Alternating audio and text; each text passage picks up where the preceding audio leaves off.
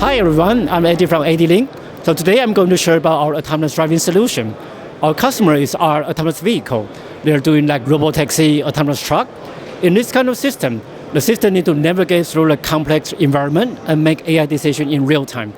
So they need a very powerful hardware with redundancy. AD-Link provides hardware solution through the proof of concept stage and for mass production stage. In the proof of concept stage, customers still developing their algorithm, still fine-tuning, so they're not very sure what kind of hardware capabilities they need. So usually, they'll buy off-the-shelf products and integrate them together so they can have a very fast POC and get more fundings. Yeah, so here is a proof of concept products. So see here is like the eyes of the vehicle, and this one is like the brains of the vehicle. So for the eyes, you need to sense and perceive the environment. So you will connect it to a lot of sensors like 3D LiDARs and GMS2 cameras. So on the top here is the 3D LiDARs, it can scan in the surrounding. And GMS2 camera, usually customers have 8 to 12 GMS2 camera, also the surrounding views.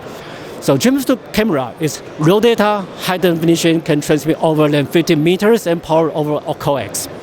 Next, here's a demo about sensor fusion. So why sensor fusion is important? Because each sensor has its strength and weakness. For example, camera is very good at object detection, but it doesn't do well in bad weather or at night.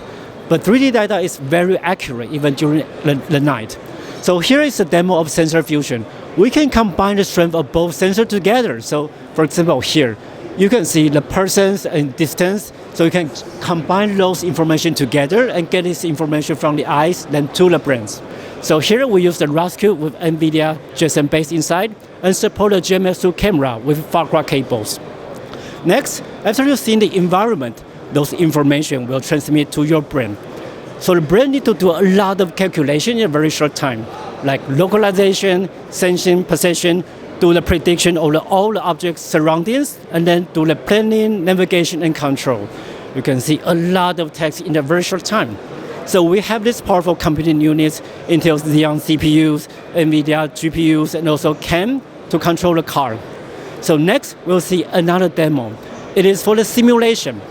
Okay, so when the algorithm getting mature, they're moving to the commercialization stage. So they already know what kind of hardware capabilities they need. So they want to consolidate 5 or 7 IPCs into one integrated systems. So in the systems, there are CPUs, GPUs, and safety NCU. So for CPUs, we use Intel Sapphire Rapids dual CPU. For GPU, we use NVIDIA Jetson Orin. And for safety NCU, we use Infineon TC397. The safety NCU, it can monitor the system. So when the main system fails, it can take over the control, start autonomous driving, and pull over the vehicle onto the road.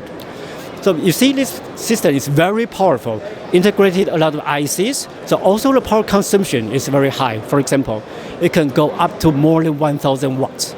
So we also provide our in-house designed DC-DC converter to support this kind of power system. We also have redundant power. So main power for the main system, redundant power for the safety NCU. So they come from all different power resources to ensure the redundancy. And next, because it's a very high power consumption, so traditional fan or fenders just doesn't work. So we also provide the liquid cooling solution. We can get the coolant from the vehicle and go through the inlet and pass through all the heat sources like CPU and GPUs and going out. So cool down the system in a very short time. And next, another top issue is anti-shock and vibration, because obviously the vehicle is running on the road, so there will be shock and vibration challenges. So for example, for the memory, traditional is RDIN and put into the slot, but when it's running, shock and vibe will cause some system fail. So we also implement the memory solder down, memory onboard design, which can ensure the system is stable. Next, we also provide the automatic connector to make sure the connection is very rugged and stable. For example, here, we have the M12 connector for the Ethernet LiDAR. We have the Molex CMC connectors for the GPS, UR, and many connections. We also have Farquhar connectors for the GMS2 cameras.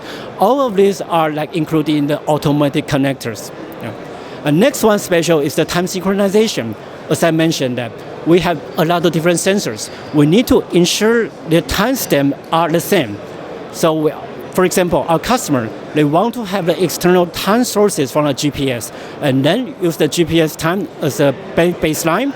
And we have the FPGA to trigger all the sensors to have the same step to ensure the sensor fusion is very accurate. So here is our overall customization product. And at the end of the year, we'll have the standard product for this powerful integrated system.